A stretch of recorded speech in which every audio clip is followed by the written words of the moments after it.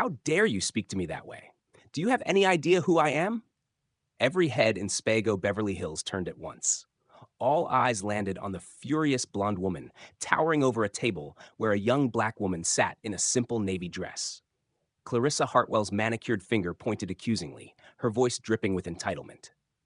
I will not be insulted by some cheap, classless nobody. Her hand flew through the air with vicious speed. Slap! The sound echoed like a gunshot. Some diners gasped. Others pulled out their phones to record. Who is she? Someone whispered. Probably lost or something. Nervous laughter rippled through the gallery, but Selina Williams didn't flinch. In that instant, Patricia had just made the biggest mistake in her life that would destroy her entire world in the next 60 seconds. If you are enjoying this story, don't forget to hit that subscribe button, like the video, and comment where you are watching from. Your support helps us bring more powerful stories, and trust me, you won't want to miss them. Did you just put your hands on my wife? My wife. Now, let's continue. The late afternoon sun filtered through the tall windows of the Bel Air mansion on October 15, 2024, casting golden light across the marble floors of the master bedroom.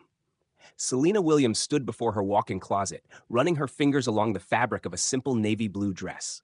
At 28, she possessed an understated beauty that needed no enhancement, warm brown skin that seemed to glow from within, expressive dark eyes framed by naturally long lashes, and a gentle smile that had first captured her husband's heart 3 years ago.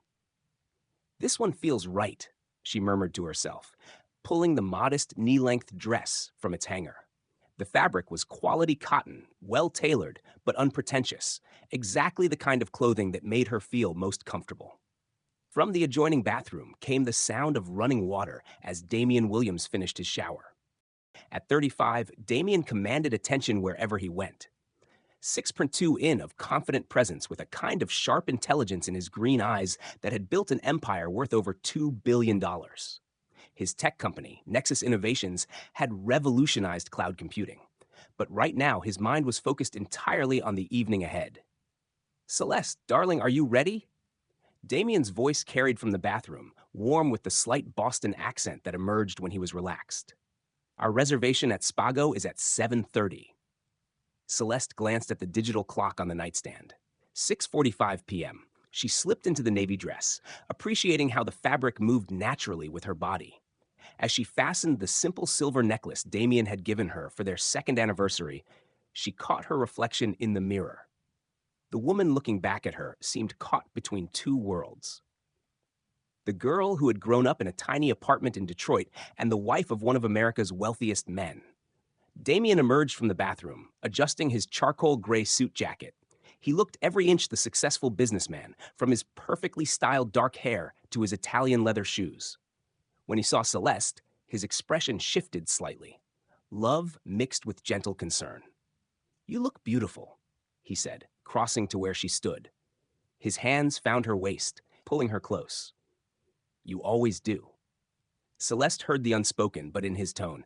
They'd had this conversation before, always gently, always with love. But it lingered between them like morning fog. I know what you're thinking, she said softly, straightening his tie, even though it didn't need adjusting. You want me to wear the Valentino dress. Damian's thumb traced along her cheek. I want you to wear whatever makes you happy. It's just...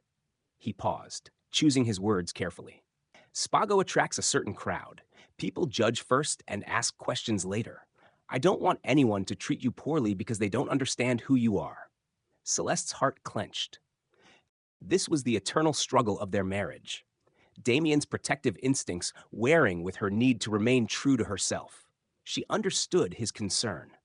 In their world of charity galas and business dinners, appearance often mattered more than substance. But the thought of transforming herself into someone unrecognizable felt like betraying the woman he'd fallen in love with. I'll change, she said quietly, but Damian caught her hand as she moved toward the closet. No, his voice was firm but tender. I fell in love with the woman who wore a $15 dress to our first coffee date and made it look like $1 million. Don't change for anyone, not even me. The memory brought a smile to both their faces.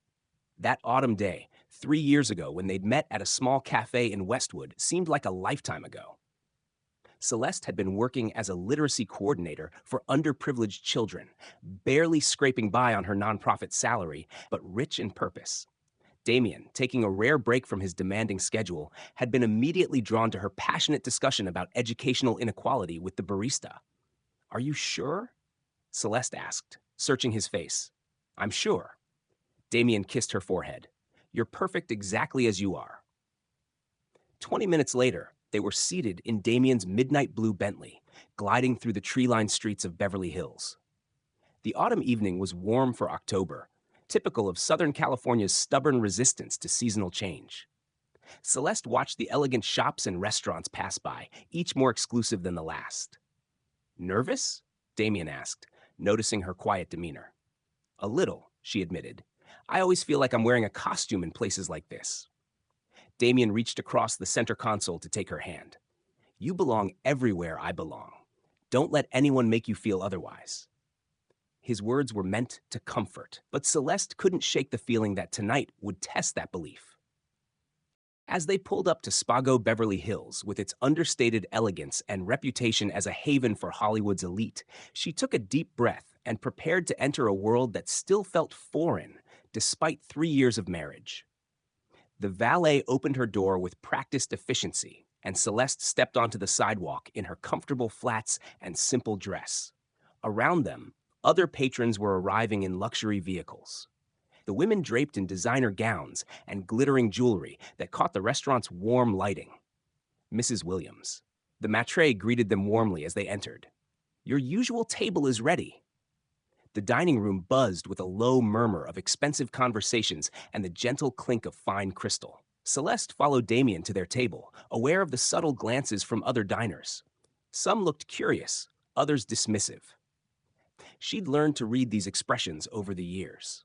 The way people's eyes would slide over her simple appearance before focusing entirely on Damian. "Relax," Damian whispered as they settled into their seats. "You're the most beautiful woman in this room, and more importantly, you're the kindest." Before Celeste could respond, Damian's phone buzzed urgently. He glanced at the screen and frowned. "It's the Tokyo office," he said apologetically. "The Yamamoto deal. There's been a complication. I need to take this." Celeste nodded understandingly. Even on their date nights, Damian's responsibilities as CEO sometimes intruded. "Go ahead, I'll be fine." "5 minutes? I promise." Damian stood, kissing the top of her head before stepping toward the restaurant's quieter bar area to take his call. Left alone, Celeste sipped her water and observed the elegant scene around her. The soft lighting cast everything in a warm glow, and the quiet conversations created an atmosphere of refined intimacy. She was just beginning to relax when she noticed a woman at a nearby table staring at her with undisguised hostility. The woman was perhaps 45, with professionally styled blonde hair and the kind of sharp-featured beauty that suggested extensive cosmetic enhancement. She wore a white designer dress that probably cost more than most people's monthly salary, and her jewelry caught the light with every disapproving gesture she made to her dinner companions. "What do you think you're looking at?" The question formed in Celeste's mind, but she quickly pushed it away. She was being paranoid. The woman was probably looking at something else entirely. But as the minutes passed and Damian's call stretched longer than expected, Celeste became increasingly aware of the woman's attention. Finally, she saw the blonde woman excuse herself from her table and begin walking directly toward her. Celeste's heart rate quickened. Something in the woman's expression, a mixture of disgust and self-righteous anger, made her stomach tighten with familiar dread. She'd seen that look before growing up in Detroit, and it never led anywhere good. The woman was now standing beside Celeste's table, her cold blue eyes scanning Celeste from head to toe with obvious disdain. When she finally spoke, her voice carried the practiced authority of someone accustomed to getting her way. "Excuse me," she said, her tone dripping with false politeness. "But I think there's been some kind of mistake." Celeste looked up at the woman standing beside her table, her heart already beginning to race with an instinct she'd hoped never to feel again. The blonde woman's presence radiated hostility like heat from asphalt on a summer day, and Celeste could smell her expensive perfume mixed with something sharper, the acrid scent of prejudice and entitlement. "I'm sorry," Celeste said softly, her voice steady despite the warning bells clanging in her mind. What kind of mistake? The woman's lips curved into a smile that never reached her eyes. She was tall, perhaps 5'8" in her designer heels, with a kind of artificially perfect appearance that spoke of personal trainers, weekly salon appointments, and a surgeon's careful hand. Her white Chanel dress probably cost more than most families spent on groceries in 6 months, and the tennis bracelet on her wrist caught the restaurant's ambient lighting like captured stars. Well, the woman said loud enough that nearby tables began to turn their attention toward the conversation. I couldn't help but notice you sitting here all alone, and I thought perhaps you were lost. Around them, the gentle hum of dinner conversation began to quiet as other patrons sensed drama brewing. Celeste was acutely aware of the eyes turning in their direction, the way conversations paused mid-sentence as people strained to listen. The warmth she'd felt moments earlier was rapidly being replaced by a cold knot of dread in her stomach. I'm not lost, Celeste replied calmly, though her hands trembled slightly as she reached for her water glass. I'm having dinner with my husband. The woman's laugh was sharp and brittle, like breaking crystal. Your husband? She glanced around theatrically, making sure she had the attention of the surrounding tables. I don't see anyone with you, dear. And frankly, I'm having trouble understanding how someone like you could afford to eat at a place like Spago. The words hit Celeste like physical blows. Someone like you. The phrase contained multitudes of assumption and hatred wrapped in the deceptively polite language of Beverly Hills society. Celeste had encountered this before. The assumption that her skin color automatically disqualified her from certain spaces, certain levels of success, certain types of respect. My husband stepped away to take a business call, Celeste said, her voice remaining level despite the fury beginning to build in her chest. He'll be back shortly. Oh, how convenient, the woman said, her voice dripping with sarcasm. Paula's a mysterious husband who's conveniently absent. She leaned closer, lowering her voice to a stage whisper that still carried to nearby tables. Listen, sweetheart. I don't know what kind of game you're playing, but this establishment has standards. People like you don't just wander in here and sit down at premium tables. Celeste felt heat flood her cheeks. The phrase, people like you, hung in the air between them like a toxic cloud. Every eye in their section of the restaurant was now focused on their exchange, and Celeste could see the mixture of curiosity, discomfort, and unfortunately, agreement on some of the watching faces. I have every right to be here, Celeste said, her voice growing firmer, just like anyone else. The woman's perfectly manicured eyebrows rose in mock surprise. Rights?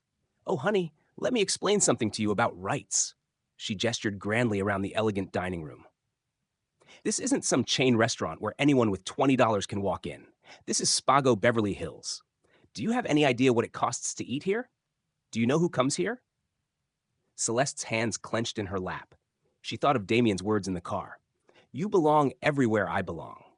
But sitting here now facing this woman's venom while her husband was absent, those words felt fragile as spun glass. I know exactly where I am, Celeste said quietly. And I know I have every right to be here. Rights don't pay for $30 appetizers, the woman snapped, her veneer of politeness finally cracking completely. And they certainly don't make you belong in places like this. Look at yourself. Her eyes raked over Celeste's simple navy dress with undisguised contempt. That dress probably came from Target. Those shoes look like something from Payless. You're completely out of your league here. The cruelty in the woman's voice was breathtaking. Celeste felt tears threatening at the corners of her eyes, but she blinked them back furiously. She would not give this woman the satisfaction of seeing her cry. My clothes don't determine my worth, Celeste said, surprised by the strength in her own voice. And they certainly don't give you the right to judge me. Worth. The woman laughed again, the sound like breaking bones. Let me tell you about worth, dear. I'm Patricia Hartwell. My husband owns half the commercial real estate in Beverly Hills. We donate more to charity in a year than you probably make in a decade. I know everyone who matters in the city, and I can guarantee you that none of them would appreciate having their evening disrupted by someone who clearly doesn't understand proper social boundaries. Clarissa Hartwell. The name meant nothing to Celeste, but the way Patricia pronounced it suggested it should command immediate respect and deference around them. Celeste could hear whispered conversations as other diners tried to figure out what was happening. "I'm not disrupting anyone's evening," Celeste said. "I'm simply having dinner."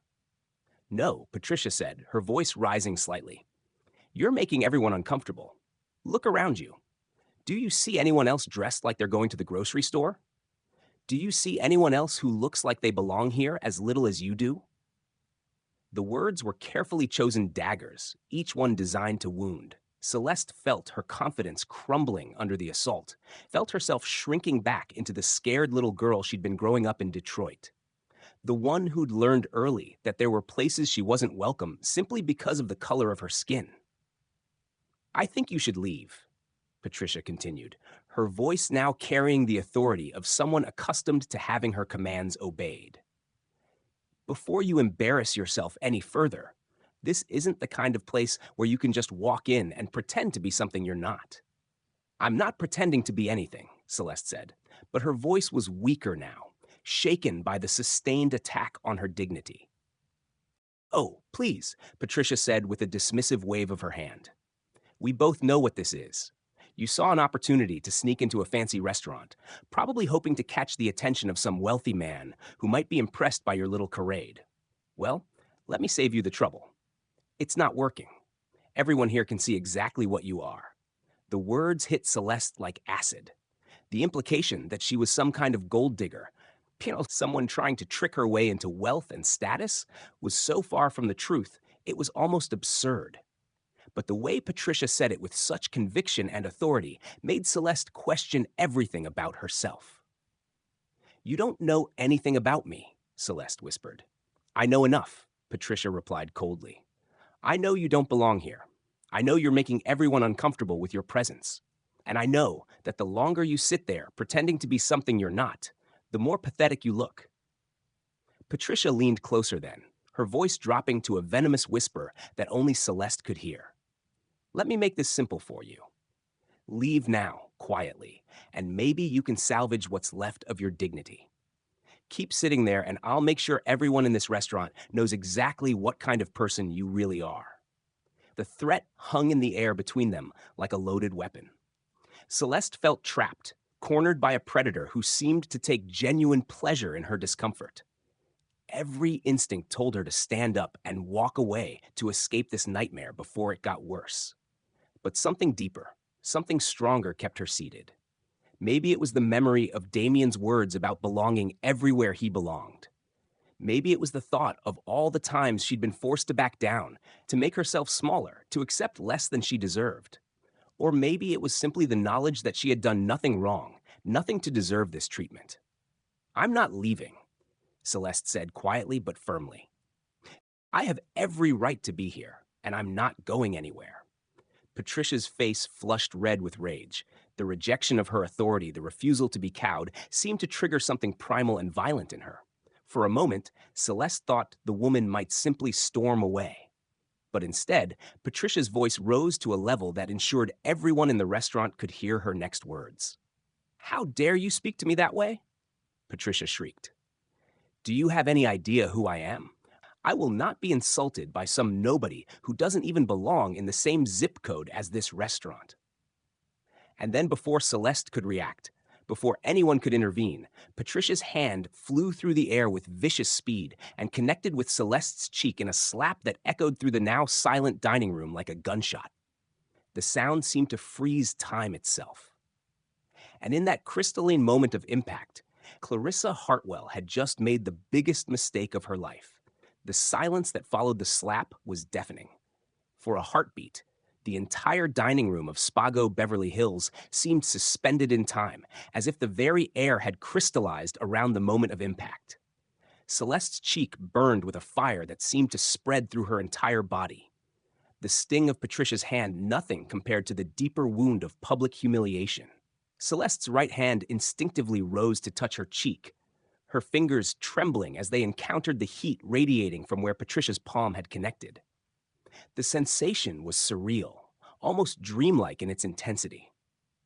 She could taste copper in her mouth where her teeth had cut the inside of her lip and her left ear rang with a high-pitched whine that made the world sound muffled and distant. Around them, the restaurant had transformed into a theater of shocked faces and whispered gasps. Forks remained suspended halfway to mouths, wine glasses held frozen in mid-sip. And conversations died so completely that the soft jazz playing through the sound system suddenly seemed thunderously loud. Every eye in the dining room was fixed on their table, some faces showing horror, others displaying the kind of morbid fascination people felt when witnessing a car accident. Patricia Hartwell stood over Celeste like a conquering general, her chest heaving with righteous indignation and her blue eyes blazing with satisfaction. Her perfectly manicured hand was still slightly raised from the blow, and there was something almost feral in her expression, as if the act of violence had released something primitive and savage within her. "There," Patricia said, her voice carrying clearly across the silent dining room. "Maybe now you'll understand that actions have consequences. You can't just waltz into places where you don't belong and expect to be treated like you matter." Celeste felt tears building behind her eyes, but she refused to let them fall. Not here. Not in front of this woman and all these staring faces. The humiliation was overwhelming. A crushing weight that seemed to press down on her from all sides. Part of her wanted to run, to flee this nightmare and never look back. But a deeper part, the part that had survived growing up poor in Detroit, the part that had worked 3 jobs to put herself through college, refused to give Patricia the satisfaction. "You hit me," Celeste said, her voice barely above a whisper, but somehow carrying clearly in the absolute silence of the restaurant. The words felt strange coming out of her mouth, as if speaking them made the assault real in a way that the physical sensation hadn't. "I defended myself," Patricia replied coldly, smoothing down her white Chanel dress as if the act of violence had somehow disheveled her perfectly maintained appearance. "You were being aggressive and threatening." Everyone here witnessed it. The lie was so blatant, so completely divorced from reality, that Celeste felt a new kind of shock wash over her. Patricia was actually rewriting history in real time, attempting to transform herself from aggressor to victim, even as Celeste's cheek continued to throb with pain. "I never threatened you," Celeste said, her voice growing stronger despite the tears that threatened to spill over. "I was sitting at my table eating dinner. Anna, you approached me. You attacked me." "Oh, please," Patricia scoffed, turning to address the watching crowd as if they were a jury she needed to convince. "Did anyone else see how hostile she became when I simply tried to have a polite conversation? The way she raised her voice and became aggressive?" A few of the nearby diners shifted uncomfortably in their seats, their eyes darting between Patricia and Celeste. Celeste could see the calculations happening behind their eyes. The way they were weighing social status and appearances against truth. Patricia's expensive clothes, her confident demeanor, her obvious wealth and social connections carried weight in this world that Celeste's simple dress and quiet dignity simply couldn't match. "She was perfectly polite," said a voice from a table near the window. An elderly man with kind eyes and graying hair had spoken up, his voice cutting through Patricia's attempted narrative like a knife. "I saw the whole thing. This young lady never raised her voice or acted aggressively. You, madam, were the one who approached her table uninvited." Patricia's face flushed red with anger at this contradiction to her story. "I don't know what you think you saw, but this woman was clearly out of line. She doesn't belong here, and everyone knows it." "What I know," the elderly man replied firmly, "is that I just watched you assault someone half your size for no reason other than your own prejudice." Other diners began to murmur among themselves, the spell of shocked silence finally breaking. Celeste could hear fragments of conversation floating around her. Did she really just hit her? Over what? I couldn't hear what they were saying. That poor girl. She looks terrified. Clarissa Hartwell always was a piece of work. The last comment made Patricia whip around, her eyes scanning the room to identify who had spoken. "I'll have you know that my family has been part of this community for generations," she announced loudly. "We don't need lectures about proper behavior from people who clearly don't understand the social dynamics at play here." Celeste slowly rose from her chair, her legs shaky, but her resolve hardening. The movement drew every eye back to her, and she could feel the weight of their attention like a physical force. Her cheeks still burned, and she was certain there would be a mark. But something inside her had shifted. The scared little girl from Detroit was gone, replaced by a woman who had survived too much to be broken by Clarissa Hartwell's cruelty. Social dynamics, Celeste repeated, her voice clear and strong. Is that what you call racism and assault? The word racism seemed to electrify the room. Several diners gasped audibly, and Patricia's face went from flushed red to pale white in an instant. How dare you? Patricia hissed.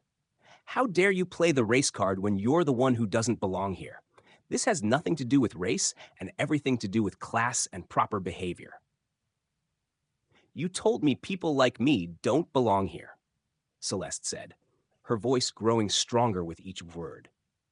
You judged me based on my appearance and decided I wasn't worthy of basic human respect. You attacked me because you thought I was powerless to fight back. What would you call that?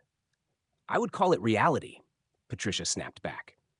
Some people understand their place in the world, and some people need to be reminded of it. You clearly fall into the second category.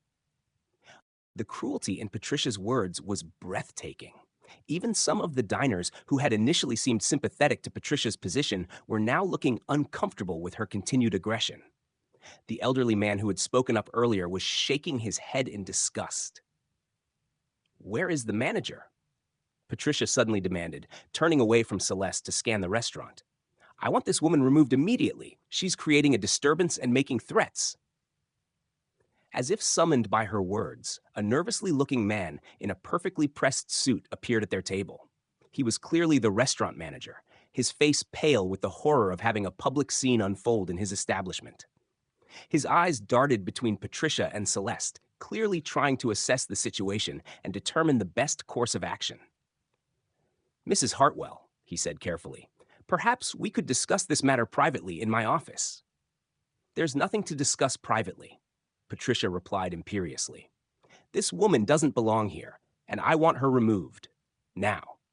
The manager's eyes flicked to Celeste, taking in her simple dress, her obvious distress, and the red mark on her cheek that was already beginning to darken. Ma'am, he said gently, perhaps I could arrange for you to be seated in a different section of the restaurant. The suggestion felt like a knife in Celeste's heart. Even the manager, faced with clear evidence of assault, was ready to move her rather than confront Patricia. The injustice of it made her feel sick. I'm not moving, Celeste said firmly. I was assaulted while sitting peacefully at my table. I haven't done anything wrong. She's being dramatic, Patricia interjected. I barely touched her, and I only did so because she's becoming aggressive and making me feel threatened. The mark on her face suggests otherwise. The elderly man called out from his table, and I'd be happy to testify to that fact if necessary. Patricia whirled around to face him again. No one asked for your opinion, old man. This is between me and this woman who thinks she can con her way into places she doesn't belong. Con. Celeste repeated the word, hitting her like another slap. What exactly do you think I'm trying to con? Please, Patricia said with a dismissive laugh. The mysterious husband who's conveniently absent. The sob story about belonging here. We both know what this is. You're probably hoping to seduce some wealthy man. Or maybe you're planning to sue the restaurant for some imagined slight. Either way, your little scheme isn't going to work. The accusation was so outrageous, so completely divorced from reality that Celeste felt her anger finally override her shock and pain. This woman had not only physically assaulted her, but was now attacking her character and integrity in front of a room full of strangers. You don't know anything about me, Celeste said, her voice ringing with authority that surprised even her. You made assumptions based on prejudice and ignorance. And when I didn't submit to your bullying, you resorted to violence. That says everything about your character and nothing about mine. Patricia's face contorted with rage. Character. Don't lecture me about character when you're sitting here playing dress-up in a restaurant you could never afford, spinning lies about husbands who don't exist. It was at that moment, as Patricia's voice reached its peak of vicious triumph, that the soft murmur of the crowd suddenly stopped entirely. Celeste saw Patricia's eyes widen slightly as she registered something behind Celeste, and when Celeste turned to see what had captured everyone's attention, her heart nearly stopped. Damian was walking toward their table, his face a mask of controlled fury that Celeste had never seen before. His green eyes were locked on Patricia with an intensity that made several nearby diners instinctively lean away from their path. Every step he took seemed to charge the air with electricity, and Celeste could practically feel the temperature in the room drop several degrees. Patricia, however, seemed to interpret his approach differently. A smile of vindication spread across her face as she assumed he was coming to support her position. "Thank God," Patricia said loudly enough for everyone to hear. "Finally, someone with authority. Sir, please tell this woman that she needs to leave immediately. She's been causing nothing but trouble since she arrived." Damian stopped directly beside Celeste, his eyes never leaving Patricia's face. When he spoke, his voice was quiet, but carried such menace that it seemed to echo off the walls. "Did you just put your hands on my wife?" The words hung in the air like a thunderclap, reverberating through the stunned silence of Spago Beverly Hills with devastating clarity. Patricia Hartwell's triumphant smile froze on her face, then slowly melted away as the meaning of Damian's words penetrated her consciousness. Her mouth opened and closed soundlessly like a fish suddenly yanked from water, while her eyes darted between Damian's imposing figure and Celeste's tear-stained face. Your wife?" Patricia stammered, her voice barely above a whisper. The color drained from her face so rapidly that her expertly applied makeup stood out like war paint against suddenly pale skin. Damian stepped closer to Celeste, his hand moving to rest protectively on her shoulder. The gesture was gentle when directed toward his wife, but his eyes remained fixed on Patricia with the cold intensity of a predator studying prey. At 6'2" and radiating barely contained fury, he seemed to fill the entire space around their table. "My wife?" Damian repeated, his voice gaining volume and steel with each syllable. "Celeste Williams, the woman you just assaulted in front of a room full of witnesses." The collective gasp from the surrounding diners was audible. Heads turned and whispers exploded like popcorn as the magnitude of Patricia's mistake began to register throughout the restaurant. Several people pulled out their phones, some clearly Googling Damian's name, while others appeared to be texting frantically. "Damian Williams," someone whispered loudly enough to be heard. "Oh my God, that's Damian Williams from Nexus Innovations, the billionaire tech guy. She hit a billionaire's wife." Patricia's legs seemed to give out slightly, and she gripped the back of a nearby chair for support. The blood had completely drained from her face, leaving her looking almost ghostly under the warm restaurant lighting. Her perfectly manicured hand trembled as she pressed it to her throat. I didn't know," Patricia whispered, then immediately seemed to realize how that sounded. "I mean, she didn't look like what?" Damian's voice cut through her, stammering like a blade. He moved slightly, positioning himself more fully between Patricia and Celeste, his body language screaming protection and barely restrained violence. "She didn't look like she deserved basic human respect. She didn't look like she belonged in the same space as you." Every word Damian spoke seemed to land on Patricia like a physical blow. She flinched with each question, her eyes darting around the restaurant as if looking for an escape route. But there was nowhere to run. Every table, every face, every pair of eyes was focused entirely on their confrontation. The restaurant manager, who had been frozen in horror since Damian's arrival, suddenly sprang into action. "Mr. Williams," he said, his voice shaking slightly, "I am so terribly sorry. If I had known Mrs. Williams was your wife, this never would have." "If you had known." Damian turned his attention to the manager, and the man actually took a step backward. "Are you suggesting that my wife deserved to be treated this way because you didn't recognize her? That assault is acceptable as long as the victim isn't wealthy enough?" "No, sir. Absolutely not," the manager said quickly, sweat beading on his forehead despite the restaurant's comfortable temperature. "I meant no disrespect. We have the highest regard for all our guests." "Clearly not all your guests," Damian said coldly, his hand moving to gently touch the red mark on Celeste's cheek. The tender gesture, so at odds with the fury radiating from every other part of his body, that made several women in the dining room gasp audibly. Patricia seemed to find her voice again, though it came out as more of a croak. I had no idea who she was. She was dressed so casually. How was I supposed to know? The words were perhaps the worst thing she could have said. Damian's eyes, which had been cold before, now turned absolutely arctic. When he spoke, his voice was so quiet that people at nearby tables had to strain to hear him. But the menace in his tone was unmistakable. So, you admit that you judged my wife based on her appearance. You decided that because she wasn't wearing expensive enough clothes, she didn't deserve respect. You thought that because she chose to dress modestly, she was somehow less worthy of basic human dignity. That's not what I meant, Patricia said desperately. But her voice lacked any conviction. Everyone in the restaurant could see the truth written across her face. Then what did you mean? Damian asked, his voice still dangerously quiet. Explain to me, Mrs. Hartwell, exactly what gave you the right to approach my wife, berate her, humiliate her in public, and then put your hands on her. The use of her name seemed to shock Patricia even further. She clearly hadn't expected Damian to know who she was, and the realization that he did seemed to add another layer of terror to her already overwhelming panic. We've never been introduced. Patricia said weakly, How do you know my name? I make it my business to know everyone who matters in this city, Damian replied.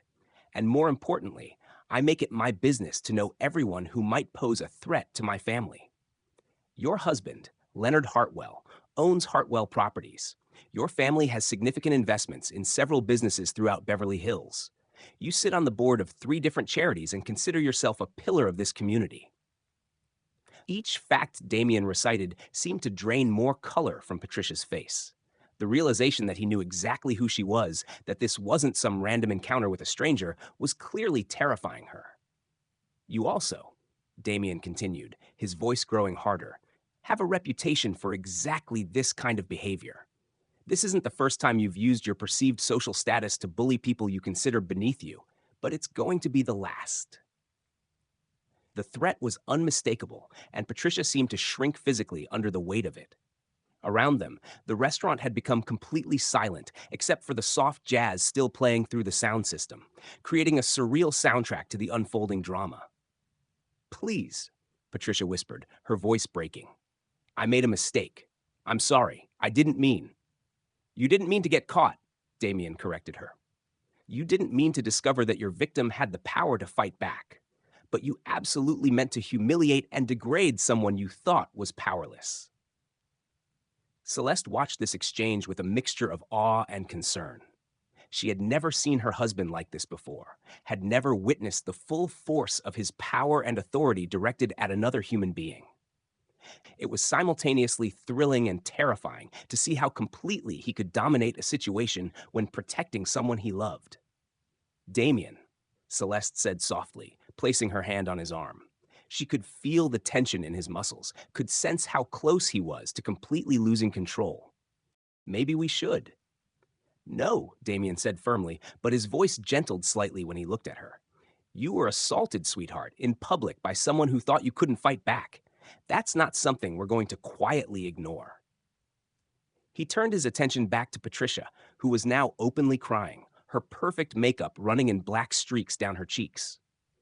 Mrs. Hartwell, you have exactly one opportunity to explain yourself.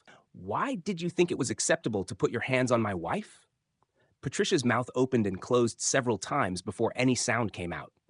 When she finally spoke, her voice was barely audible. She didn't look like she belonged here. I assumed. You assumed that gave you the right to assault her, Damian finished coldly. I barely touched her, Patricia said desperately. But even as the words left her mouth, she seemed to realize how pathetic they sounded. The mark on her face suggests otherwise, said the elderly man who had spoken up earlier. His voice carried clearly across the silent restaurant. And I'd be happy to testify to exactly what I witnessed if legal action is pursued. The mention of legal action seemed to hit Patricia like a physical blow. She swayed on her feet, gripping the chair even tighter to keep from falling. Legal action? She whispered. You can't. I mean, surely we can work this out privately between civilized people. Civilized people don't assault others in restaurants, Damian replied. Civilized people don't judge others based on their clothing or skin color. Civilized people don't assume that wealth gives them the right to treat others as less than human. The dining room remained frozen in tableau, every eye fixed on the confrontation. Cell phones were now openly recording, and Celeste realized that within hours, this entire scene would likely be all over social media.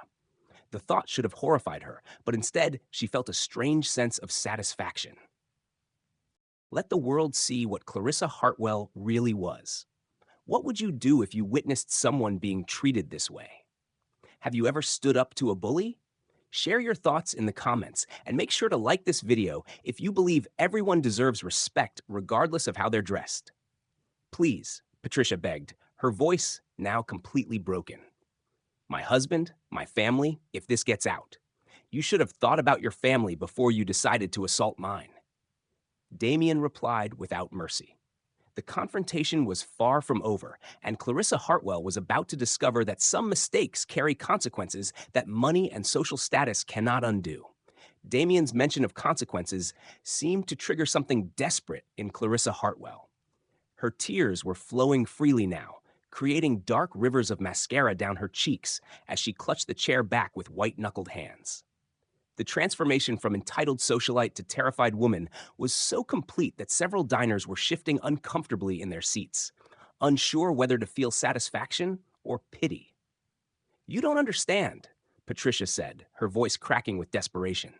This will destroy everything my family has worked for. My husband's business relationships are standing in the community, our children's futures. Please, there has to be another way to handle this. Damian's expression remained unmoved. The same way you considered my wife's feelings when you decided to humiliate her. The same way you thought about consequences when you raised your hand to strike her. As Patricia continued to plead, Celeste found herself studying her husband's face. She had seen Damian negotiate billion-dollar deals, had watched him command boardrooms full of powerful executives. But this was different. This was personal in a way that business never could be. The protective fury radiating from him was unlike anything she had ever witnessed. Celeste, Damian said softly, never taking his eyes off Patricia. I want you to tell everyone here exactly what happened from the beginning. Celeste took a shaky breath, her hand instinctively moving to touch the tender spot on her cheek where Patricia's slap had landed. The pain had dulled to a constant throb, but the humiliation still burned fresh and raw. I was sitting at our table, waiting for Damian to finish his phone call. Celeste began, her voice quiet but clear enough to carry throughout the silent restaurant. Mrs. Hartwell approached me and said there had been some kind of mistake. She told me I was lost, that people like me don't belong in places like this. Several diners nodded, remembering the beginning of the confrontation they had witnessed. The elderly man who had spoken up earlier was listening intently, his face grave with disapproval. She said, I couldn't afford to eat here. Celeste continued, her voice growing stronger as she spoke. She mocked my clothes, called them cheap. She said I was playing some kind of game, pretending to be something I wasn't. When I told her I was waiting for my husband, she laughed and said he was convenient fiction. Patricia's face crumpled further with each word Celeste spoke. I didn't mean it that way, she whispered, but her protest sounded hollow even to her own ears. Then she told me I was trying to con someone, Celeste said, her eyes meeting Patricia's directly for the first time since Damian's arrival. She said I was either looking for a wealthy man to seduce or planning to sue the restaurant. She called me pathetic and told me to leave before I embarrassed myself further. The collective intake of breath from the surrounding diners was audible. Even those who hadn't heard the entire confrontation were beginning to understand the depth of Patricia's cruelty. And when I refused to leave, Celeste continued, her voice never wavering. When I told her I had every right to be here, she became furious. She started screaming about how dare I speak to her that way, about knowing my place. And then she hit me. The simple recounting of events seemed to have more impact than any dramatic flourish could have achieved. The facts spoke for themselves, laying bare the ugliness of Patricia's actions in stark, undeniable terms. Damian moved closer to his wife, his hand finding hers and squeezing gently. What my wife isn't telling you, he said, his voice carrying easily through the restaurant, is that this kind of treatment isn't new to her. She's faced this kind of prejudice and assumptions her entire life. Celeste looked up at her husband in surprise. They had talked about her past, of course, but Damian had never spoken about it publicly before. She could see something shifting in his expression, a decision being made. "My wife grew up in Detroit," Damian said, his voice filled with pride and love that stood in stark contrast to the fury still simmering beneath the surface. Her mother worked 3 jobs to keep food on the table after her father died when Celeste was 8 years old. Celeste herself worked from the time she was 14, helping to support her family while maintaining straight A's in school. Patricia's sobbing had quieted slightly as she listened, perhaps beginning to understand the magnitude of her misjudgment. "She put herself through Wayne State University," Damian continued, "working nights at a diner and weekends at a laundromat. She graduated summa cum laude with a degree in education and dedicated her life to helping underprivileged children learn to read. When I met her 3 years ago, she was making $28,000 a year and donating half her vacation time to volunteer literacy programs." The picture Damian was painting stood in such sharp contrast to Patricia's accusations that several diners were shaking their heads in disgust. The woman Patricia had dismissed as a gold digger and con artist was revealed to be someone who had dedicated her life to service and education. "She has never asked me for anything," Damian said, his voice growing softer but no less intense. "When I proposed, she insisted on keeping her job for 6 months because she didn't want to abandon her students mid-semester. When we married, she donated her entire wardrobe to a women's shelter because she said other people needed the clothes more than she did." Celeste felt tears welling up in her eyes, but these were different from the tears of humiliation she had fought back earlier. These were tears of love and gratitude for a husband who saw her so clearly, who understood her so completely. "The dress she's wearing tonight." Damian gestured toward Celeste's simple navy outfit.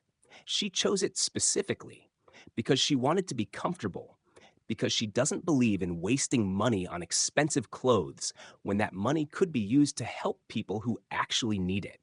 She has a closet full of designer gowns that I've bought her, but she prefers to dress like the woman I fell in love with, the woman who would rather spend $1,000 feeding hungry families than buying a handbag." Patricia's legs finally gave out completely, and she sank into the chair she had been gripping. Her perfect facade had completely crumbled, leaving behind a broken woman who was beginning to understand the true cost of her actions. "Mrs. Hartwell," Damian said, turning his full attention back to Patricia, "you judged my wife based on her skin color and her clothes. You decided that because she didn't look wealthy enough for your standards, she didn't deserve basic human respect. You assaulted her because you thought she was powerless to fight back. I'm sorry," Patricia whispered, the words barely audible. "I'm so sorry. I never meant, I didn't know." "You didn't know that she was married to someone who could destroy you?" Damian asked coldly. "Or you didn't know that she was a human being who deserved better treatment regardless of her circumstances?" The distinction was brutal in its clarity, and Patricia seemed to realize that any answer she gave would only make things worse for her. "3 years ago," Damian continued, his voice taking on a different tone, "I was sitting in a coffee shop in Westwood, burned out from work, and questioning whether anything I was building actually mattered. I overheard a conversation between my wife and a barista about literacy rates in low-income communities. Celeste was so passionate, so knowledgeable, so completely committed to making a difference that I found myself eavesdropping." A small smile played at the corners of Damian's mouth as he recalled the memory. She was wearing a $15 dress from Target and shoes that had clearly been resold multiple times. She was beautiful, but more than that, she was real in a way I'd never encountered before. When I finally worked up the courage to introduce myself, she spent 20 minutes talking about her students before she even asked what I did for work. The love in Damian's voice was unmistakable, and Celeste felt her heart swelling with emotion. Even in the midst of this confrontation, he was telling their love story. "When she found out I was worth more money than she could imagine," Damian continued, "her first question wasn't about my house or my cars or my lifestyle. She asked if I would consider funding a literacy program for at-risk children.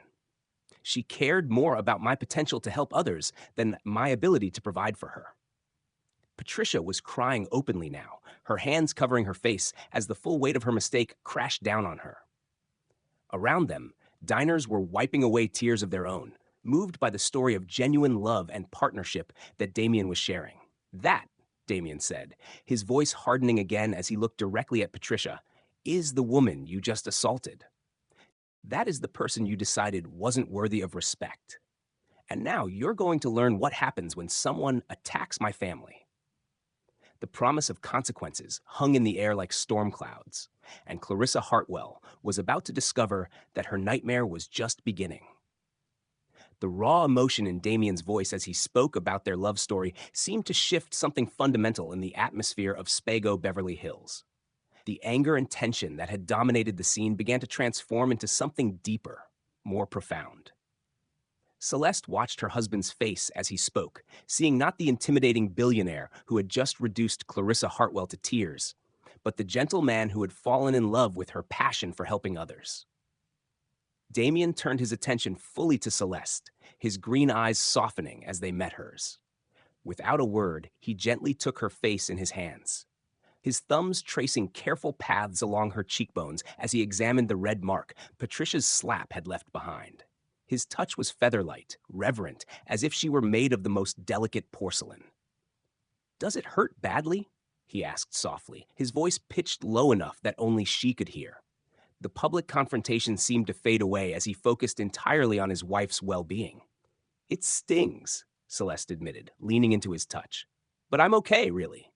Damian's jaw tightened slightly, and she could see the effort it took for him to keep his anger in check. "You shouldn't have had to endure that. Any of it.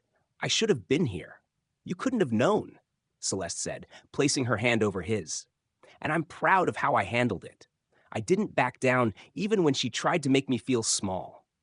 A smile of fierce pride crossed Damian's face. "You were magnificent. Watching you stand up to her refused to be intimidated. I've never been more proud to call you my wife." Their intimate moment was interrupted by a soft clearing of throat. The restaurant manager stood nearby, his face pale with anxiety and his hands clasped nervously in front of him. Behind him, several other staff members hovered uncertainly, clearly wanting to help but unsure how to proceed. "Mr. Williams," the manager said carefully, "please allow me to personally apologize for what happened in our establishment. This is absolutely not the kind of environment we strive to maintain. We pride ourselves on treating all our guests with equal respect and dignity." Damian straightened, but kept one protective arm around Celeste's shoulders. "Your staff isn't responsible for the actions of your customers, Martin," he said, clearly familiar with the manager. "But how you handle this situation will determine whether my family ever feels safe dining here again." The manager, Martin, nodded quickly. "Of course, sir, we want to do whatever is necessary to make this right. Perhaps we could comp your meal tonight, and we'd be honored to have you as our guests for any future visits." "That's a start," Damian said carefully. "But this isn't about money. This is about ensuring that what happened to my wife never happens to anyone else in your restaurant." Patricia, who had been sitting in shocked silence, suddenly looked up with desperate hope in her eyes. "Yes," she said quickly. "That's exactly right. This was an isolated incident, a terrible misunderstanding that got out of hand. Surely, we can all agree that what's important now is moving forward constructively." The attempt to reframe the assault as a mere misunderstanding caused Damian's expression to harden again. "Mrs. Hartwell, there was no misunderstanding. You made conscious choices based on prejudice and entitlement. The only reason you're calling it a misunderstanding now is because you discovered your victim wasn't as powerless as you assumed." Celeste squeezed Damian's hand, feeling the tension building in his body again. She could see that his protective instincts were wearing with his business sense, and she knew she needed to help guide the situation toward a resolution that would actually mean something. "Damian," she said softly, "may I say something?" He looked down at her, his expression immediately gentling. "Of course. This is about you more than anyone else." Celeste stood slowly, Damian's arms still around her shoulders, and faced the room full of watching diners. Many of them had their phones out, some clearly recording, others scrolling through social media. She could see the mixture of emotions on their faces: sympathy, curiosity, embarrassment, and in some cases, recognition that they might have reacted similarly to Patricia in different circumstances. "I want everyone here to understand something," Celeste began, her voice clear and steady. "What happened tonight wasn't about money or social status. It was about basic human dignity. Mrs. Hartwell didn't know who I was married to when she decided I didn't belong here. She made that judgment based purely on my appearance and her own assumptions." Several diners nodded, clearly following her reasoning. Patricia sat frozen, her tear-streaked face turned toward Celeste with an expression of desperate attention. "The problem isn't that she didn't recognize me as a billionaire's wife," Celeste continued. "The problem is that she thought it was acceptable to treat anyone the way she treated me. If I had been a struggling single mother saving up for a special dinner, would that have made her behavior any less wrong?" The question hung in the air, and Celeste could see several people in the restaurant shifting uncomfortably as they considered it. She was forcing them to confront the uncomfortable truth that Patricia's actions would have been equally despicable regardless of Celeste's circumstances. "I grew up poor," Celeste said, her voice gaining strength. "I know what it feels like to walk into places where people judge you before you even speak. I know what it's like to have people assume you don't belong, that you're somehow less worthy of respect because of how you look or what you're wearing." Damian's arm tightened around her shoulders, his love and support radiating through his touch. She could feel his pride in her courage, his admiration for her willingness to turn this painful experience into a teaching moment. "What Mrs. Hartwell did tonight was assault me because she thought I couldn't fight back," Celeste continued. "She thought she could humiliate and degrade someone she perceived as powerless, and that there would be no consequences for her actions." Patricia made a small, wounded sound, but Celeste pressed on. "But here's what she didn't understand," Celeste said, her voice growing stronger. "My worth isn't determined by my husband's bank account or my clothes or anything else that can be seen from the outside. My worth comes from how I treat people, how I contribute to the world, how I choose to live my life." The elderly man who had defended her earlier began to clap slowly, and gradually other diners joined in. The applause wasn't thunderous, but it was sincere, and Celeste felt tears of gratitude welling up in her eyes. "Thank you," she said simply, then turned to look directly at Patricia. "Mrs. Hartwell, I accept your apology, but an apology isn't enough. Actions have consequences, and those consequences need to mean something." Patricia looked up, hopefully, clearly expecting some form of mercy or forgiveness that would allow her to escape the situation with minimal damage. "I want you to spend the next 6 months volunteering at a literacy center in an underprivileged community," Celeste said firmly. "I want you to see the real faces of the people you dismissed tonight. I want you to understand that worth and dignity aren't luxuries that only wealthy people deserve." The request clearly shocked Patricia. "Volunteer work," she said weakly. "I don't know anything about that kind of thing." "Then you'll learn," Celeste replied without sympathy. "You'll learn what it means to serve others instead of expecting to be served. You'll learn what real character looks like." Damian looked down at his wife with undisguised admiration. "That's perfect," he said softly. "Justice with purpose. But if you refuse," Celeste continued, her voice hardening, "or if you try to use your volunteer work as a photo opportunity to rehabilitate your image, then my husband and I will pursue every legal avenue available to us. We'll make sure everyone knows exactly what kind of person you really are." The threat was delivered with quiet dignity, but its impact was unmistakable. Patricia understood that she was being offered a choice: genuine redemption through service or complete social and legal destruction. "I'll do it," Patricia whispered. "The volunteer work. I'll do whatever you ask." "Good," Celeste said simply, "because this isn't just about you anymore. This is about making sure that no one else has to experience what I experienced tonight." Damian pressed a gentle kiss to the top of Celeste's head. "I love you," he whispered, "more than ever." The confrontation was far from over, but Celeste had transformed it from a simple case of revenge into something much more meaningful, a chance for real change and growth. The moment of grace and forgiveness that had filled Spago Beverly Hills seemed to hang in the air like morning mist. Beautiful, but fragile. Clarissa Hartwell sat in her chair, tears still streaming down her face, nodding eagerly at Celeste's offer of redemption through community service. For a brief instant, it appeared that the evening might end with genuine reconciliation and the possibility of real change. Then, Patricia's phone buzzed loudly against the table where she had placed it earlier. The sound seemed to break whatever spell had held the restaurant in respectful silence. Patricia glanced at the screen, and Celeste watched as the woman's expression shifted dramatically. The grateful, remorseful mask slipped away, replaced by something calculating and cold.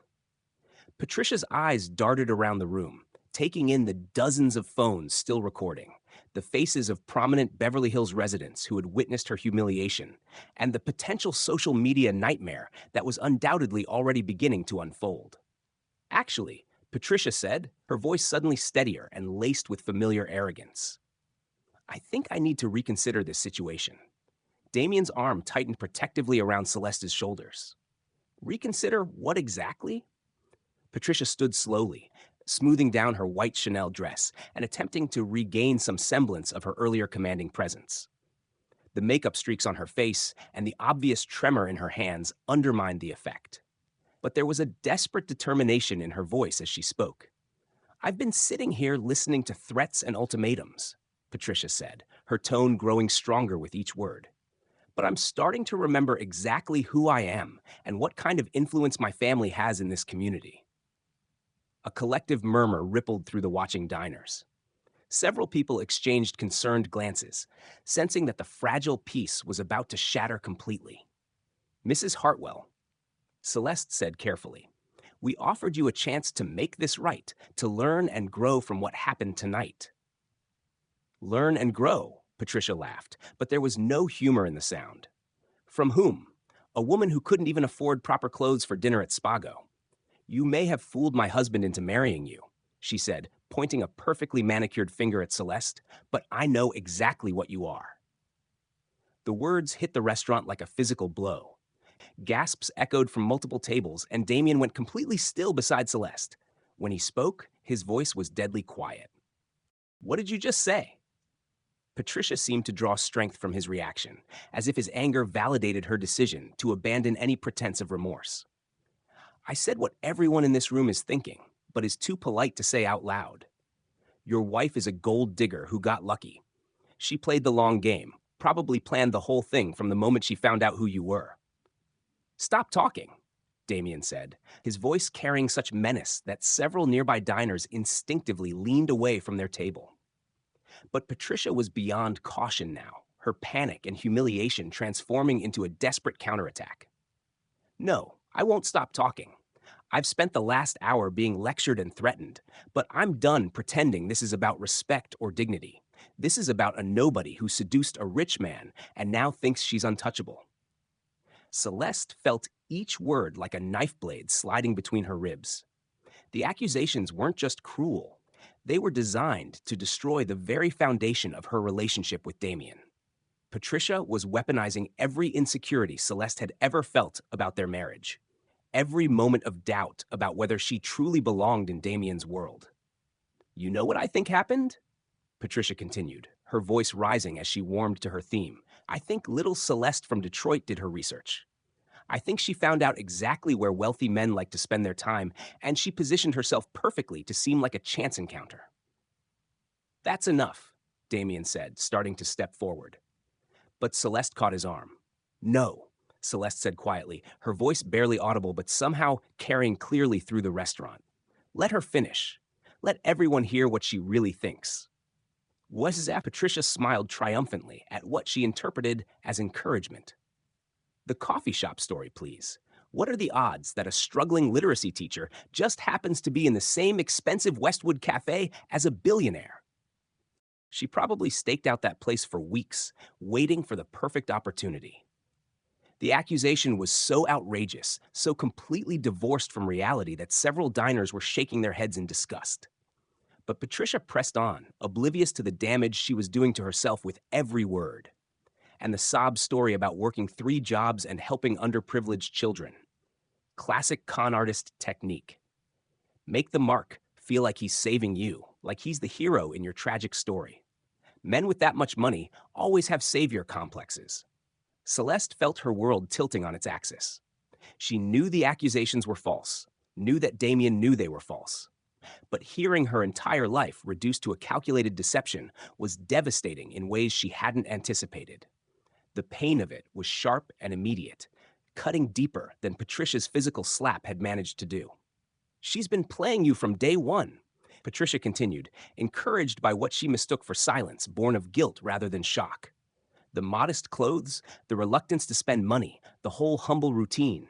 It's all designed to make you think she's different from other women who might want your money. You're insane, Damian said, his voice shaking with barely controlled rage. Am I? Patricia shot back. Then, explain to me how a woman who supposedly cares so much about helping people has managed to become comfortable with a lifestyle that could fund entire school districts. Explain how someone with such strong principles about modest living has adapted so easily to mansion parties and private jets. The questions hit Celeste like arrows finding their mark. They were twisted versions of doubts she had wrestled with privately. Concerns about whether she was becoming someone she didn't recognize, whether her principles were slowly eroding under the influence of Damian's wealth. She's got you completely fooled, Patricia said, pressing her advantage as she saw the pain in Celeste's eyes. The perfect wife who doesn't want your money, who just happens to be beautiful and articulate and everything you thought you wanted, it's all an act. Damian, a very sophisticated, very successful act. You don't know what you're talking about, Damian said, but Celeste could hear something different in his voice now. Not doubt exactly, but a kind of defensive uncertainty that suggested Patricia's words were having some effect. Don't I? Patricia laughed. The sound harsh and grating. I've seen women like her before. They study their targets, learn exactly what buttons to push, what stories to tell. Your wife didn't fall in love with you, Damian. She fell in love with your bank account and everything it could provide for her. The restaurant had gone completely silent again, but this time the atmosphere was thick with tension and discomfort, rather than rapt attention. People were looking away, clearly uncomfortable with the vicious personal attack they were witnessing. The literacy program, Patricia continued relentlessly. The volunteer work, the donated clothes, it's all part of the image she's created to keep you convinced that she's genuine. But what has she actually sacrificed since marrying you? What has she given up? She lives in luxury while maintaining the illusion of humility. Celeste felt tears building behind her eyes, but they were different from the tears of humiliation she had felt earlier. These were tears of profound hurt, the kind that came from having her deepest fears and insecurities weaponized against her by someone who understood exactly where to strike for maximum damage. Every loving word, every grateful look, every moment of supposed selflessness, Patricia said, her voice dropping to a theatrical whisper that somehow carried throughout the entire restaurant. All of it calculated to keep you believing that you're married to a saint instead of a very clever opportunist. The silence that followed was deafening. Patricia stood there breathing heavily, her face flushed with the exertion of her attack, clearly believing she had scored a decisive victory. Around them, diners sat frozen in horrified fascination, unsure whether they had just witnessed a complete breakdown or the revelation of some terrible truth. Damian was staring at his wife with an expression Celeste had never seen before. It wasn't doubt exactly, but there was something searching in his gaze, as if he was looking for reassurance that everything he believed about their love was real. And in that moment of searching, in that tiny pause before he spoke, Celeste felt something fundamental crack inside her chest. Not because she doubted their love, but because she realized that no matter how much they loved each other, there would always be people like Clarissa Hartwell ready to poison that love with suspicion and doubt. The perfect storm of humiliation, pain, and soul-deep wariness finally overwhelmed her, and Selina Williams broke. The crack that had started in Celeste's chest spread outward like ice fracturing on a frozen lake. She felt herself fragmenting under the weight of Patricia's accusations. not because they contained any truth, but because they had been designed with surgical precision to target every insecurity she had carried since the day she married Damian Williams. "Stop," Celeste whispered, the word barely audible, but somehow cutting through the charged atmosphere of the restaurant like a blade. "Just stop." She pulled away from Damian's protective embrace, her movement so sudden and unexpected that he stumbled slightly. When she looked up at him, her dark eyes were bright with unshed tears. But there was something else there, too, something that looked dangerously close to defeat. "Celeste," Damian said softly, reaching for her again. But she stepped backward, shaking her head. "No," she said, her voice growing stronger, but carrying a note of profound exhaustion. "I can't do this anymore. I can't keep defending my love, my motives, my very existence to people who have already decided what I am." Patricia watched this exchange with undisguised satisfaction, clearly believing that her attack had achieved its intended purpose.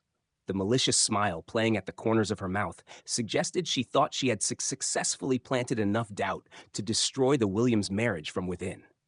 "Celeste, don't let her do this," Damian said, his voice tight with desperation. "Don't let her poisonous words matter more than 3 years of our life together." "It's not about her words," Celeste replied, her voice breaking slightly. "It's about the fact that this will never end. There will always be another Clarissa Hartwell, another person ready to assume the worst about me, another situation where I have to prove that I'm worthy of love." The watching diners shifted uncomfortably as they witnessed what appeared to be a marriage dissolving before their eyes. Several people had stopped recording. The voyeuristic thrill of the confrontation replaced by genuine discomfort at witnessing such intimate pain. "You don't have to prove anything to anyone," Damian said, his voice carrying a note of pleading that made several women in the restaurant dab at their eyes with their napkins. "Not to her. Not to them. Not to anyone." "Don't I?" Celeste asked, gesturing toward the room full of watching faces. "Look at them, Damian. Look at how they're watching us. Half of them are wondering if she might be right. Half of them are thinking that maybe there's some truth to what she's saying." Damian's jaw clenched as he followed her gaze around the restaurant. She was right, and they both knew it. While most of the diners looked sympathetic or disgusted by Patricia's behavior, there were undeniably some faces that showed curiosity, speculation, and the kind of uncomfortable recognition that came from having similar thoughts. "I don't care what they think," Damian said fiercely. "I care what you think. I care what we know to be true. But I'm tired of fighting for that truth," Celeste said, her voice carrying 3 years of accumulated weariness. "I'm tired of walking into rooms and wondering who's going to judge me today. I'm tired of having to be perfect, having to be grateful, having to prove over and over again that I deserve to be here." Patricia, sensing an opportunity to drive the wedge deeper, spoke up from her position near the table. "Finally, someone's being honest about the situation. This whole charade has been exhausting for everyone involved." "Shut up," Damian snapped without even looking at her, his entire focus concentrated on his wife. "Celeste, please don't let her win. Don't let her destroy what we have." "She's not destroying anything," Celeste said quietly. "She's just forcing me to face something I've been avoiding for 3 years. The fact that I will never truly belong in your world, and I'm exhausted from trying to pretend otherwise." The admission hung in the air like a funeral shroud. Damian looked as if she had physically struck him, his face going pale with shock and pain. "That's not true," he said desperately. "You belong everywhere I belong. You belong with me." "Do I?" Celeste asked. And the simple question contained years of doubt and struggle. Because I've spent 3 years feeling like I'm wearing a costume, trying to be someone I'm not sure I actually am. And tonight just proved that no matter how hard I try, there will always be people ready to see me as an outsider who doesn't belong around them. The restaurant had become completely silent. Even the soft jazz had stopped playing, leaving only the sound of Celeste's quiet voice and the occasional clink of ice in abandoned drinks. "I never asked you to be anyone other than yourself," Damian said, his voice raw with emotion. "Didn't you?" Celeste asked gently. "Tonight, before we left the house, you wanted me to change clothes. You wanted me to dress more expensively, to look the part of a billionaire's wife. You've never demanded it, but the pressure has always been there. Damian's face crumpled as he realized the truth in her words. I was trying to protect you. I didn't want people to treat you the way she treated you tonight. But protection isn't the same as acceptance, Celeste said softly. And I can't spend the rest of my life hiding behind expensive clothes and perfect manners, trying to armor myself against people like Clarissa Hartwell. The elderly man who had defended Celeste earlier suddenly spoke up from his table. Young lady, he said, his voice carrying the authority of age and experience. If I may offer some perspective, both Celeste and Damian turned to look at him along with everyone else in the restaurant. The man stood slowly, his dignity evident in every movement. I've been married for 53 years, he said, his voice clear and strong. In that time, I've learned that love isn't about belonging to someone else's world. It's about creating a world together that belongs to both of you. His words seemed to resonate through the restaurant, and Celeste felt something shift in her chest. That woman, he continued, nodding toward Patricia, attacked you because she recognized something in you that she envies. Authenticity, genuine character, the kind of love that can't be bought or manufactured. Patricia opened her mouth to protest, but the elderly man's stern look silenced her immediately. Mrs. Williams, he said, addressing Celeste directly. I watched the entire confrontation tonight. I saw how you handled yourself with grace and dignity, even when being attacked. I saw how your husband looked at you not as an acquisition or a trophy, but as a true partner. That kind of love doesn't come from deception or calculation. It comes from recognizing something real and valuable in another person. Celeste felt tears streaming down her face, but they were different now. Not tears of pain or defeat, but tears of recognition and possibility. The choice you're facing isn't whether you belong in your husband's world, the elderly man continued. The choice is whether you're going to let other people's prejudices and assumptions dictate how you live your life and love your marriage. Damian was watching Celeste intently, hope and fear warring in his expression. She could see that he was afraid to speak, afraid that anything he said might push her further away. I love you, Celeste said suddenly, the words bursting out of her like water breaking through a dam.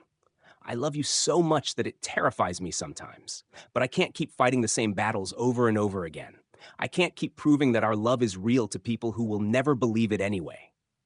Then don't, Damian said simply. Don't fight for them. Fight for us. Choose us. The choice hung in the air between them, weighted with 3 years of love and struggle, hope and doubt. Around them, the restaurant held its collective breath, waiting to see whether love would triumph over fear, whether connection would prove stronger than division. Have you ever felt like you had to prove you belonged somewhere? Share your thoughts in the comments below, and don't forget to subscribe for more stories about love overcoming impossible odds. Celeste looked into her husband's eyes, seeing not judgment or doubt, but pure, unwavering love.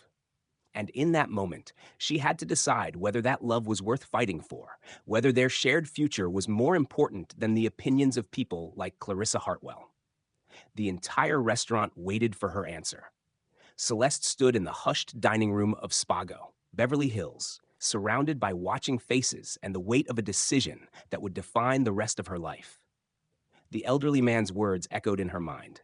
Choose whether other people's prejudices would dictate how she lived and loved.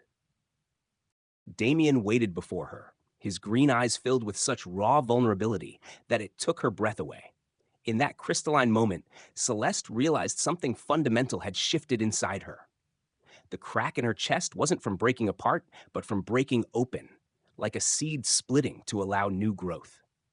Patricia Hartwell's vicious attack had inadvertently forced her to confront the very fears that had been holding her back from fully embracing her life with Damian. You're right, Celeste said softly, her voice growing stronger with each word. I've been fighting the wrong battle. I've been trying to prove I belong to people whose opinions don't matter, instead of simply living the life I want with the man I love. Damian's face transformed, hope blooming across his features like sunrise breaking through storm clouds. I choose us, Celeste continued, stepping toward her husband. I choose our love, our life, our future, and I choose to stop caring what people like Patricia Hartwell think about any of it." The relief that washed over Damian's face was so profound that several diners actually applauded. He reached for Celeste, pulling her into his arms with a desperation that spoke of nearly losing the most precious thing in his world. "I love you," he whispered against her hair. "More than my next breath. More than anything in this world. We'll figure out the rest together." "Together," Celeste agreed, feeling the rightness of the words settle into her bones.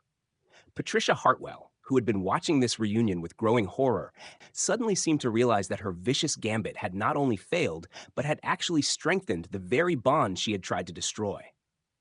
The color drained from her face as the full implications of her situation crashed down on her. "Wait," Patricia said desperately, her voice cracking with panic. "Please, you have to understand. I was upset. I wasn't thinking clearly. I said things I didn't mean."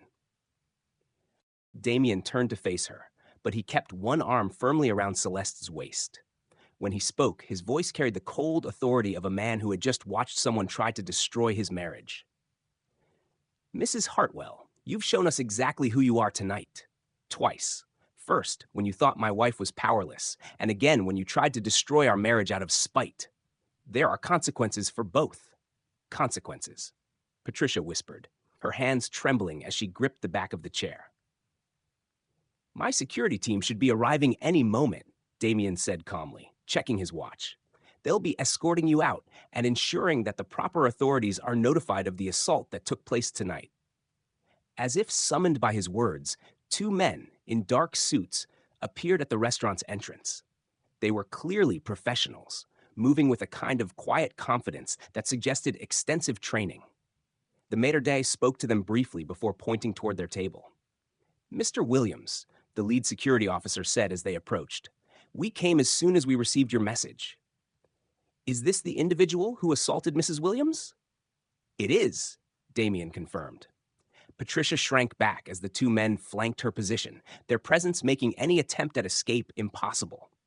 "Mrs. Hartwell," the security officer said formally, "you need to come with us. The Beverly Hills Police Department is waiting to speak with you about the incident tonight." "This is insane," Patricia said, her voice rising to near hysteria. "You can't arrest me for a simple misunderstanding. My husband will sue all of you for harassment." "Your husband," Damian said quietly, "is about to have much bigger problems than a harassment lawsuit. You see, Patricia Leonard Hartwell Properties has been trying to secure the contract for my new headquarters building for the past 8 months. The deal was supposed to be finalized next week." Patricia's face went ashen as she realized the implication. "Was supposed to be," Damian continued, past tense. "I'll be calling Gregory first thing tomorrow morning to inform him that Nexus Innovations will be taking our business elsewhere. I suspect that losing a $200 million contract might put a strain on your family's finances." "You can't do that," Patricia whispered. "That contract, it's the foundation of our expansion plans. Without it, Hartwell Properties will likely face significant financial difficulties." Damian agreed without sympathy. Perhaps bankruptcy, depending on how leveraged Gregory has become in anticipation of the deal. The restaurant manager, Martin, stepped forward nervously. "Mr. Williams, if I may, Mrs. Hartwell is also a significant investor in several establishments throughout Beverly Hills. If word of tonight's incident spreads, oh, it will spread," Damian said firmly. "I'm not interested in covering this up or protecting her reputation. Actions have consequences, and Mrs. Hartwell needs to learn that lesson thoroughly." Patricia seemed to crumple in on herself as the full scope of her predicament became clear. The assault charge was just the beginning. Her family's business empire, their social standing, their entire way of life was about to come crashing down because of her actions tonight. "Please," she begged, tears streaming down her face again. "I have children. They don't deserve to suffer because of my mistakes. You should have thought about your children before you decided to assault my wife," Damian replied coldly. "But since you mentioned them, let me be clear about something. The volunteer work my wife proposed earlier, that offer is no longer on the table. You forfeited any chance at redemption when you tried to destroy our marriage." The elderly man who had spoken earlier approached their group, his expression grave but determined. "Excuse me," he said, addressing Damian and Celeste. I don't mean to intrude, but I wanted you to know that my wife and I witnessed everything that happened tonight. We'll be happy to provide statements to the police and testify in court if necessary." Several other diners nodded in agreement, rising from their tables to offer similar support. The collective gesture of solidarity was overwhelming, and Celeste felt tears of gratitude welling up in her eyes. "Thank you," she said simply. "All of you. Thank you for seeing the truth and being willing to stand up for it." As Patricia was led away by security, still pleading for mercy that would not come, Damian turned his full attention back to his wife. The crisis was over, but he could see that she was emotionally exhausted from the ordeal. "Let's go home," he said gently. "I think we've had enough excitement for one evening." Celeste nodded. But as they prepared to leave, she paused and looked around the restaurant one final time. The faces watching them were no longer filled with curiosity or judgment, but with respect and admiration. She had found her voice tonight, had stood up for herself and her marriage in a way that commanded genuine respect. "Actually," she said, surprising Damian, "I'd like to finish our dinner first." Damian raised an eyebrow. "Are you sure? After everything that's happened?" "I'm sure," Celeste said, settling back into her chair with a confidence that seemed to radiate from her very core. "Patricia Hartwell tried to drive me out of here because she thought I didn't belong. I'm not going to let her succeed, even partially. We came here to have dinner together, and that's exactly what we're going to do." Damian's smile was brilliant as he took his seat across from her. "Have I mentioned lately that I'm completely crazy about you?" "Not in the last 10 minutes. Celeste replied with a grin that felt more genuine than any expression she'd worn in months. As they resumed their interrupted meal, the restaurant gradually returned to its normal rhythm. Conversations resumed, though many diners continued to cast admiring glances in their direction. The story of what had happened tonight would spread through Beverly Hills society like wildfire. But for once, Celeste found that she didn't care about the gossip. She had chosen love over fear, partnership over perfection, and authenticity over acceptance. And in making that choice, she had discovered that the woman she truly was, the woman Damian had fallen in love with, was more than strong enough to handle whatever challenges their future might bring. What did you think of Celeste's journey tonight? Have you ever had to choose between fitting in and being true to yourself? We'd love to hear your thoughts in the comments. And if this story inspired you, please share it with someone who needs to hear about the power of choosing love over fear. 3 months later, Clarissa Hartwell would be sentenced to community service and anger management classes. Her husband's business would indeed fail, forcing them to sell their Beverly Hills mansion and dramatically downsize their lifestyle. But that night at Spigo, none of that mattered to Celeste and Damian Williams. What mattered was that they had faced their greatest test together and emerged stronger than ever, ready to build a future based on love, respect, and the unshakable knowledge that they truly belong together. Thank you for watching this story to the end. If you enjoyed this story, you will surely love the next one. It's as interesting as you can ever imagine. So do check it out. Click on the image showing on your screen right now to watch the next.